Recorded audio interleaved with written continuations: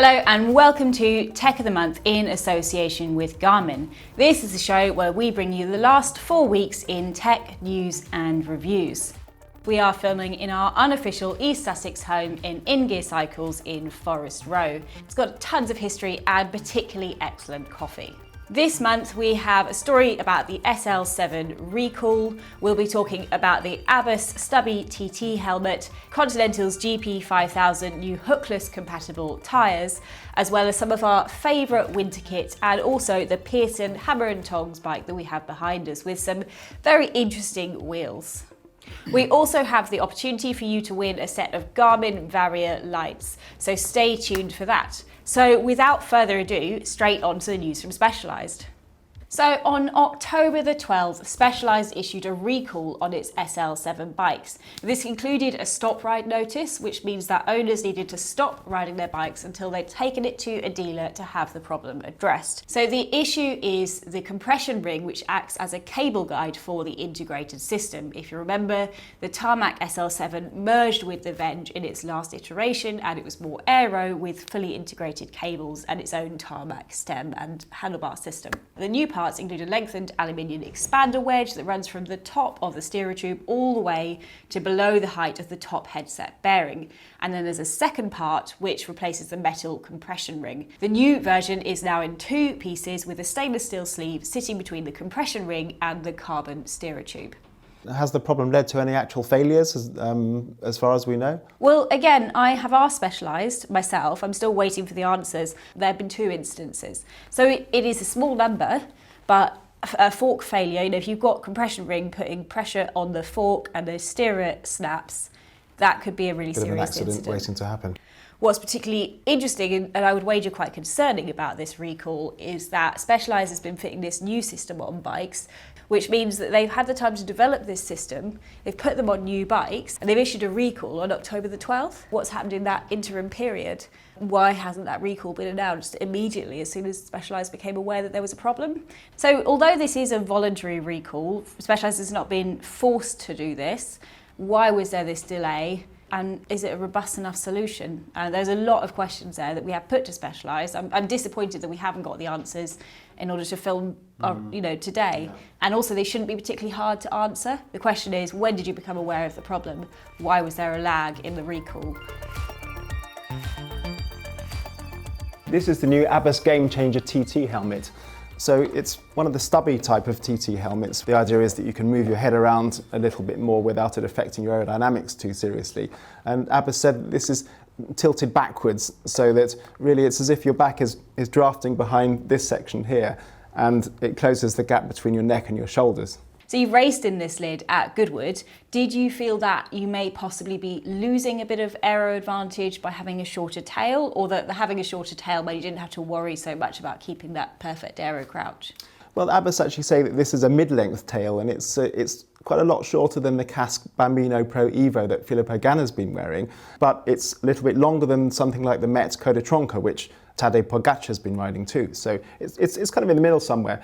I think with the shorter tail, if you're moving around a bit, and obviously a lot of us are, even the pros move around a lot, they tend to ride really big gears and they're rocking a little bit. Yeah, so I would say that probably the watts you save from being able to move your head around a little bit and for it to be fast in a variety of positions probably outweighs the aerodynamic efficiency of it being fast in one position. And in this instance, did you use the visor? Because usually they're faster, aren't they? But sometimes they can fog up or they can become uncomfortable or actually just overheat a bit. Yeah, I did use the visor, but it's interesting that Abbas said that actually the difference between using the visor and not using the visor is really minimal. Mm-hmm. And whereas up to now we've been told that using the visor is a lot faster than just having a bare face and glasses. Obviously, being uncomfortable, overheating can actually slow you down more than a very tiny incremental increase in CDA. So what was your experience wearing this to race? Yeah, absolutely. I mean, I would say that this is the most comfortable helmet I've worn this season. This is the first helmet I've worn in a while that stays in place properly on your head. It's at the right angle. It doesn't move when you put your head down or move your neck back. So I found it really comfortable. Okay, so it sounds like it performed pretty well. What's the price tag attached to that? It's £399, which is quite a lot of money compared to the Giro Aerohead and the Met Coda Tronca and compared to most aero helmets really. So yeah, it's got to be a considered purchase, as we say. I mean, weight-wise, does it sit on the scales better than the others? Yeah, so the weight, it's a quoted 380 grams, but this one actually weighed 435 grams. And I wonder if they weighed it without the visor, in the smallest size, without the straps, something like that. But it's quite a lot above the quoted weight. Yeah. But having said that, it's still not as heavy as the Giro Aerohead MIPS, which is 482. But the Metco de Tronca is a bit lighter at 380, which was the quoted weight for this. Mm-hmm. So it's kind of mid-range somewhere in weight terms, but very high in price terms. Yeah, absolutely. Although I really like it, there are some things about it that aren't 100% perfect, and I would really like the visor to be able to take off and to flip upside down like this and to be held in place on the top. You can do that with the Giro and you can do that with the Met as well. It just it means that when you finished your time trial, you can just ride back to the HQ and clear away a bit of sweat. Yeah. Or if it's raining, it means you can peel off the visor and just easily go like that with it, and not have to throw it onto the side of the road and go back and look for it afterwards. Yeah, so that's really the only thing that I'm not keen on. I've only ridden it once at Goodwood, as I said, so I'll be riding it next season, and I'll do my full review then. So I have with me this month a set of the Continental's Grand Prix 5000 STR tyres.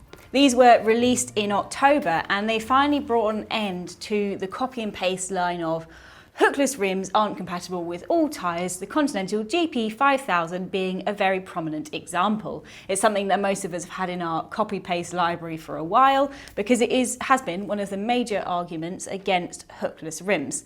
Continental has decided to bow to demand, whether that be from wheel manufacturers or customers, and it's made a hookless compatible version of the GP 5000. So my experience with these, I found that when I put the tyre on for the first time, on one of the tyres, it was a bit of a struggle to get it on. I did need to use tyre levers. The second one went on actually really very easily, and I just needed a tyre lever for that last little tiny section.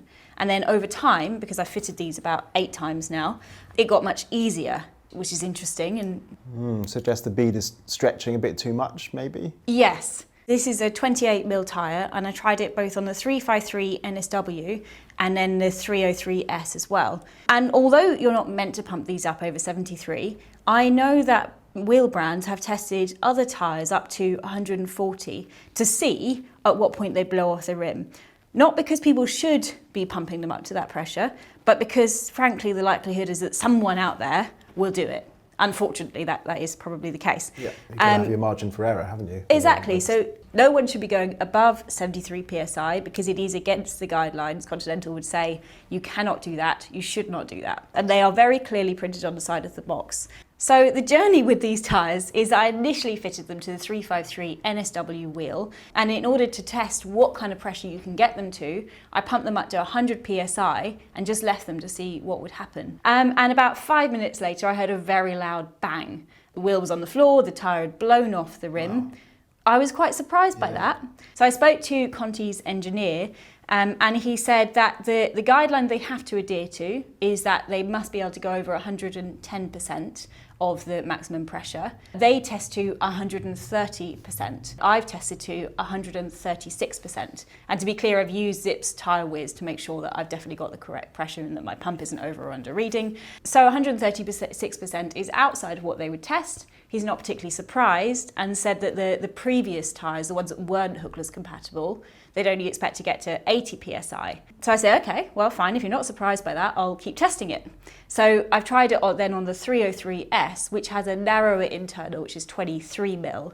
Still quite wide, but it is absolutely within the guidelines. And again, at 100 psi, both tyres blew off the rim. I then tested them again on the 353 NSW just to be sure. I've at this point set up a lot of tyres, and again they blew off the rim. So it was repeatable. Now obviously tyres do vary quite a bit, and we know that that's the case with production, so I have called in another set that I want to try. And also Conti hasn't in any way failed in this test because they are not meant to be pushed up to this pressure. But it does raise some questions. Well, normally you wouldn't really take it that literally, would you? You would think there has to be a little bit more of a margin than that.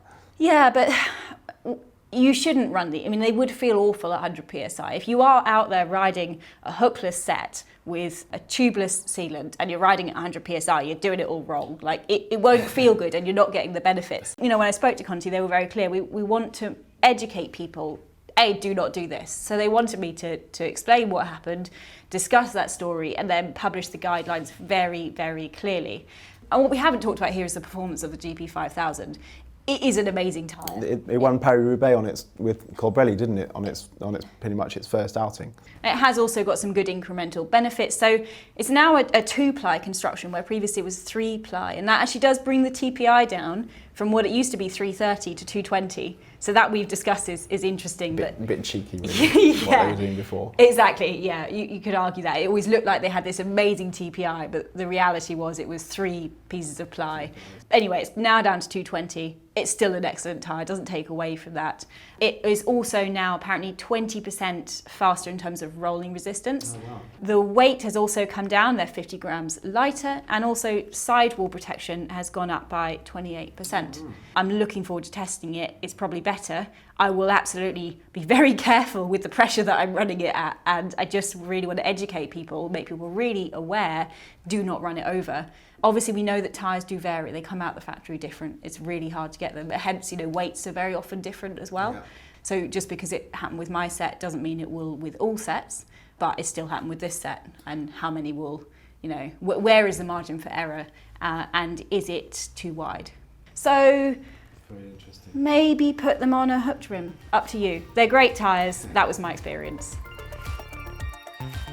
So being November's Tech of the Month, we can't argue, it is now winter, but it's not all bad news, and there is some really cool winter kit that we're looking forward to testing and using to keep us on our bikes over the course of the year. My first piece of kit that I've got is the Castelli Hydro. It is a jacket that uses shake dry fabric, and I would say in terms of a packable winter jacket, shake dry is absolutely where it's at. It's made by Gore. Quite a few brands use it, but I think Castelli uses it most effectively. This is the new version, and what's new about it is these reflective panels and also this stretch panel at the back. The reflective is pretty big news, because one of the main reasons for not using this jacket in the past, personally, is that although it is incredible fabric, it rolls up really light, so you can pop it in your back pocket without it causing too much disruption. It doesn't make you too hot because it's very lightweight. However, you can't make shake dry fabric. It has to be black. You can't colour it at all. Which has meant that I've always thought, well, is it really sensible to be riding in black at times when visibility is limited because it's raining? I would argue not. Obviously you've got lights as well, but I always want a little bit extra. So now they've added these visibility aids. I mean, it's not the same as wearing a really bright colour, but it will certainly just add a little bit of visibility. So that's a really great update to that jacket. It's not inexpensive at all. The men's version is £320, and the women's version, because it uses less fabric due to being smaller, is £300, which is... Yeah, it's not a cheap option, but generally they do last a really long time. You'd expect that to last a good couple of years, and it's nice to see that there is that extra visibility in there. And a bit of stretch at the back there, because the shake dry fabric is not that stretchy, is it? It's not, no. And then if you've got loaded up pockets, you're out for a really long day. Generally, packables are most useful for long days in the mountains. So you've got quite a lot of food on you, potentially some tools as well, and just having that extra bit of stretch is pretty helpful. And also you can get into your pockets, which is quite useful. Good. So here's the thing I'm looking forward to this winter, and it's putting these really Bling mudguards onto my winter bike. Now these unfortunately are not on sale to the general public. I bought them from a bike jumble, and they're new old stock. They cost 30 quid for 2 pairs actually. The other pair is bright orange. Oh wow. So these are real statement mudguards, and I think it's a shame that they don't make mudguards like this anymore, because they are really cool. Yeah. Aren't they? Yeah. Are they cool? They are cool. I like the sheen on them is really, it's really like nice. It's like a sparkle, isn't it? What does it say? Bloomels? Yeah, they are British Bloomels all-rounders, made in England. Bloomels has since been taken over by SKS, and now they're German mudguards now, and they definitely don't make them in these colours, and I still think they should. Because it makes, mudguards are not boring, they can be cool. And I recommend everybody to go to a bike jumble and get get some interesting stuff, you know, whether it's new old stock or just old, then, you know, there's lots of fun stuff there to be picked up. My next item, you can buy it, and it's not as expensive as my first one, which I'm sure people will be very pleased about. I have Altura's new leg warmers. When Altura told me about these, the first thing I said is, oh, so you've copied ASOS? And they said, yeah. So ASOS has always had these really excellent leg warmers.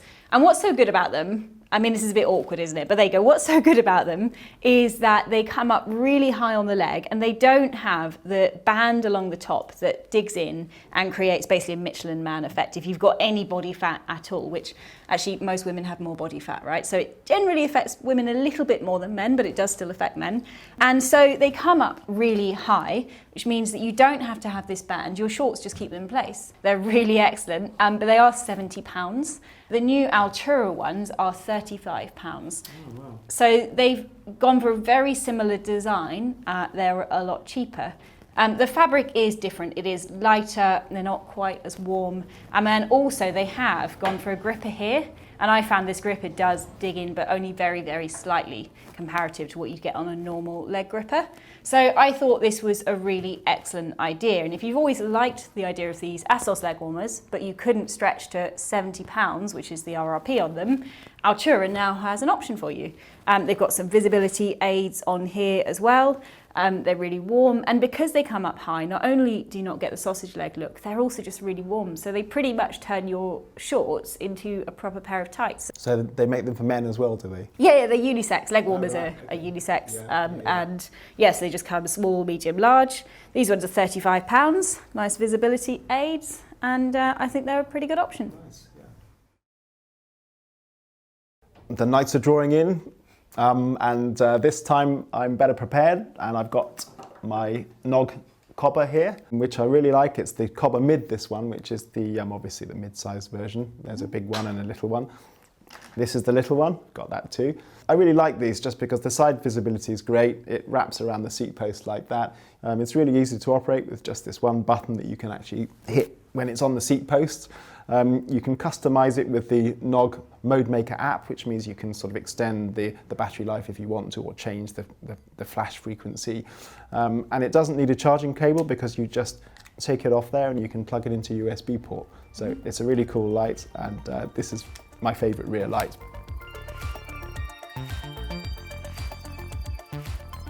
This month we have the opportunity for you to win a set of Garmin Barrier lights. These aren't just lights, they do work independently, but they also pair up with a Garmin head unit, and they have some pretty clever features. When paired with an edge computer, they react accordingly to your speed. So as you get faster, they'll get brighter, and if you're a little bit slower, then they'll reduce so that you're not wasting battery when you don't need to be. As light conditions change, they also adjust, and the adjustments can be made both on the head unit. There's also two rear lights, and they can indicate when you're turning left or right, which is again a really handy thing to have. So if you want to be in with a chance to win a set of these Garmin Barrier lights, head to the link in the video description and fill out a very simple question. We'll leave the competition open for 3 weeks after this video goes out, and then we will select a winner very soon.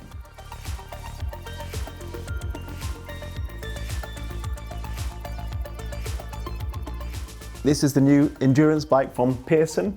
It's the Hammer and Tongs, and it's named after the tools that the Pearson's founder, Tom Pearson, used when he founded the company in 1860. So it's officially the world's oldest bike shop, and it's a full 31 years older than Cycling Weekly. We were only founded in 1891. So though there's a huge amount of heritage to Pearson themselves, this bike has Di2, fully integrated cables, looks like a proprietary aero seat post, so it's not by any means a heritage bike, it looks pretty modern. Tell me a bit about the frame. Yeah, well, it definitely was not made in the forge that Tom Pearson used to make penny farthings. It was made in a factory in China, but the Pearsons themselves had quite a lot of input into this one. It's not just open mould. I mean, it is open mould, but what they told me was that when they went to their supplier asking for an endurance bike, or an updated endurance bike rather, they said that they didn't have a suitable one, so they gave the Pearsons pretty much free rein to design one for themselves, which is what they did, and the result is that.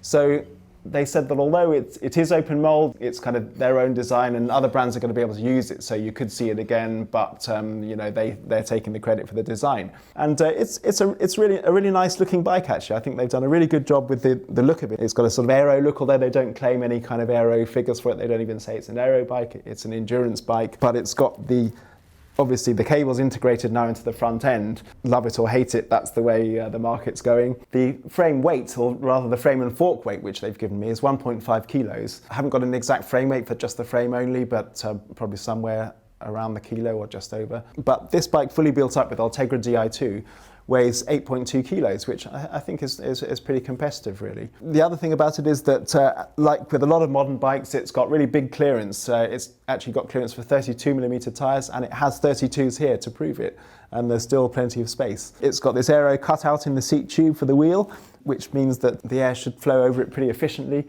This is actually the top spec with Ultegra Di2. It comes in at £5,300, and you get these wheels which are called Hoop Driver Tooth and Nail. So I think probably the first thing that strikes anybody is that these look very much like the Zipp 454 NSWs, right? They do. Also similar to Princeton wheels, and hasn't there been a bit of a legal battle between Zipp and Princeton about that design? There has. Actually, Zipp are suing Princeton for 2 patent infringements, and that's quite surprising really, because the Princeton wheels don't really look exactly like the Zipp design. These are more like the Zipp wheels. These have the sawtooth design, whereas the Princeton rim has, they call them sinusoidal humps, so they're symmetrical rather than sawtooth. I mean, I've got a pair of 353 NSW in my garage, so I kind of want to go and have a look. I mean, there are some subtle differences, but certainly the theory looks to be quite similar. Just to clarify, what is the theory behind this wavy profile? The whale hump thing, people laughed when they first heard it and saw it. Apparently it makes the wheels much stabler in crosswinds, not necessarily faster in a straight line, but performs better in a crosswind. And Princeton, the design is very similar. This is much more similar to Zipp, so I mean, I guess imitation is the sincerest form of flattery. But to compare them a bit more closely, okay, so the rim shape is very similar, almost identical in fact, but the depth is slightly different. The 454 NSW is a 58mm rim depth, but these are 50s, so there's a bit different there. The weight is a little bit different. The latest 454s are really light. They're just over 1,300 grams. These are 1.6 kilos. Which is still a pretty good weight for a deep section wheel. So there are lots of similarities between these wheels and the Zipp wheels, but a big difference is in the price. The latest 454 NSWs cost £3,200, whereas these cost £1,400, £1,400 for the set, which is less than half. Yeah. So for a weight of just 300 grams more, something like that, you're saving a lot of money. Yeah, and also that's a pretty substantial part of the overall bike cost as well. So, if generally implies that the frame itself isn't overly expensive. Yeah, I think when we did our 5K bike group test, a lot of those bikes there, we found they were coming with cheap wheels. But here you're getting a really good set of wheels and a good frame, I think, as well. I think overall it looks like a really good build, and it's a good weight as well. I'm really looking forward to riding it, actually. I think it's going to be a great bike. I hope you enjoyed November's Tech of the Month. We certainly enjoyed prattling on about tech for the last couple of hours. If you enjoyed this video, please do hit the like button, subscribe if you want to see more of our content, and let us know any thoughts in the comments box below.